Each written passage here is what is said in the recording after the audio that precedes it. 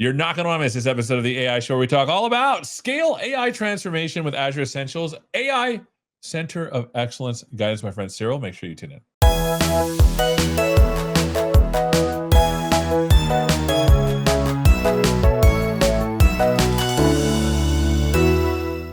Hello, welcome to this episode of the AI Show. We're talking all about scale AI transformation with Azure Essentials AI Center of Excellence guidance. I'm looking down. It's a good title, my friend Cyril.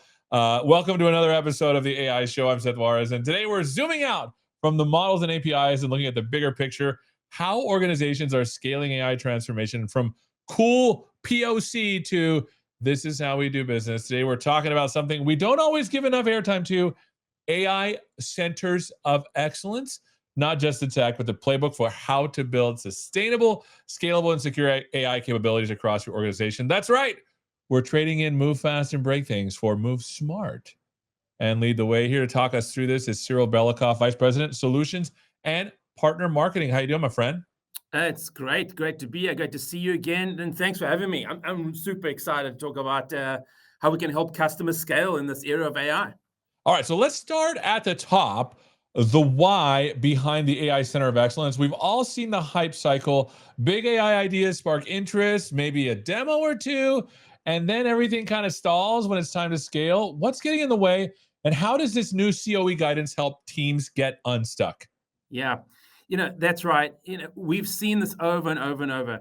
Organizations get super excited about AI. They stand up a few pilots, and then look for more thoughtful ways to go beyond experiments to scale their solutions. What's often missing is a structured way to align strategy, talent, tools, governance. That's where the new Azure Essentials AI Center of Excellence guidance comes in. We've created it to help teams build muscle that they need to operationalize AI across business units with consistent tooling, repeatable practices, and responsible guardrails, things that you know well about in the product. It's really about setting up a system that can support innovation at scale and not just spark those ideas. And so we've seen just how hungry customers are for this type of guidance. The AI adoption and architecture work that we did in Azure Essentials have already seen 160,000 plus views, which tell us that there's lots of interest in this type of guidance. Let's be real. Every developer loves a good hackathon, but enterprise AI isn't a playground. It's a platform. So what does it actually take to stand up an AI CoE in a way that's developer friendly and enterprise ready? Yeah, that's totally right. Standing up a center of excellence means building more than just a team. You're building a framework that empowers developers while meeting the enterprise needs. That's the balance that we've been at for some time already. And that starts with centralizing things like tooling and governance and best practices, but leaving room for decentralized execution and innovation. The most effective centers of excellence, we've seen include roles like strategic sponsors to drive alignment, AI architectures to guide solution design, responsible AI leads to ensure ethical deployment, and developer advocates to support the teams on the ground. And so we also recommend starting with common, patterns like RAG, summarization, or Copilot experiences, and providing shared code libraries, sandbox environments, and access to curated models, registries, to avoid reinventing the wheel. So there's lots and lots of opportunity here. And while this guidance focuses specifically on Azure AI Foundry or pro-code solutions, as you know, these principles can be applied to all types of AI, low code, no code, software as a service, AI experiences. So lots of opportunities here to bring this together for our customers. So it sounds like building a CoE is as much about the people as it is the pipeline. What org structure works best? And how do you actually get cross-functional buy-in without making everyone sit through a 48 slide governance deck? Well, we all love PowerPoint. PowerPoint is part of our business, but it definitely is about people and structure. The structure of a customer's AI Center of Excellence can make or break the momentum on AI. And some organizations take a centralized approach with IT or the data team owning the charter. Others take a federated model where each business unit has its own AI leader, and some use a hybrid to connect both those models. What matters most is clear accountability and shared goals. When it comes to buy-in, it's all about outcomes. And so we found that leaders are much more engaged when you connect AI efforts to tangible business impact, like increasing operational efficiency, reducing costs, or improving customer satisfaction. If you can show how the Center of Excellence accelerates those results, you'll have champions across the org without even trying. And so we have partners like Capgemini, NTT Data, Ernst & Young already putting this guidance into work, helping clients move from siloed POCs to full-scale transformation. For example, EY used our Center of Excellence framework to launch a secure global sandbox and have already tested over 1,000 Gen AI use cases. That kind of momentum wouldn't be possible without the structure of an AI Center of Excellence. And now, I guess we can't talk about AI without talking about responsible AI as well. What does this guidance recommend for building in trust and compliance from the start? Yeah, it wouldn't be a video without you calling out responsible AI. So you're absolutely right. It's not optional. It's foundational. And so the Center of Excellence guidance includes detailed checklists to help organization operationalize responsible AI practices at every stage of deployment.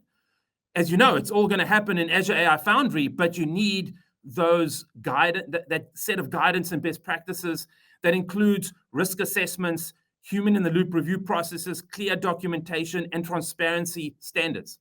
It also connects with the Microsoft broader AI insurance program so teams can stay aligned with most current best practices. One thing we're seeing more and more is a proactive approach to policy. Organizations are putting usage guidance and internal review boards in place to prevent shadow AI from popping up outside of those guardrails. So this isn't just a theory. Our partners are actively using these principles to stand up responsible AI practices themselves in line, and to accompany the product. And so companies like PwC are building intelligent agentic AI systems that prioritize trust and compliance across the enterprise. Holy cow, I didn't even think of the notion of a shadow AI, which is, holy cow. All right, so let's bring it home for the devs in the room. If I'm a technical team lead trying to actually ship something, how do I work with a CoE without being hindered or drowned in a process? Yeah, that's the thread in the needle, and that's a really, really good question, and one we've heard a lot. The best CoEs are designed to empower, not block, development teams. That means providing reusable assets like templates or code samples, setting up pre-approved tools and environments, machine learning models, or LLMs or small language models, and offering guidance on which of those models and approaches to use based on those common problems or opportunities. We always say, give devs the guardrails, not gates. And it's just as important making sure that the feedback loop from the devs back into the CoE is happening so that they can learn from that process if things actually do get stuck. And so love the idea. I love the idea of the CoE being like the bumpers when we're bowling, so we'll always hit the pin in that case. Yeah. Of course, we have bumpers in the product, but you also need bumpers in sort of the governance and the processes and the approaches within the organization. This is awesome. So last question, what's the one thing you want every org watching to take away from this? The main takeaway is this. You don't have to build your AI transformation strategy from scratch. We've created the Azure Essentials AI CoE guidance to give you a head start based on lessons from real customers who've already been down this road, already using Azure AI Foundry for multiple years. And so they've had to build these Center of Excellences. And so we're just getting started, or whether you're just getting started or trying to build out beyond the pilots, the guidance is built based on your peers' best practices, and it'll help turn your AI from the buzzword into company capability. That's cool. Thanks for joining the TLDR for all our viewers. You've got the tools, you've got the models. Now it's time to build the muscle. An AI Center of Excellence isn't just a buzzword. It's your launchpad for real transformation. Am I right on that? Yeah, totally right. And thanks a ton for having me. And you also check out the new ebook on the AI Center of Excellence, a great resource. Yeah, and there's also a skilling plan too. Let me get the link here so folks can take a look at that. All right. So Cyril, thanks so much for spending some time with us, my friend.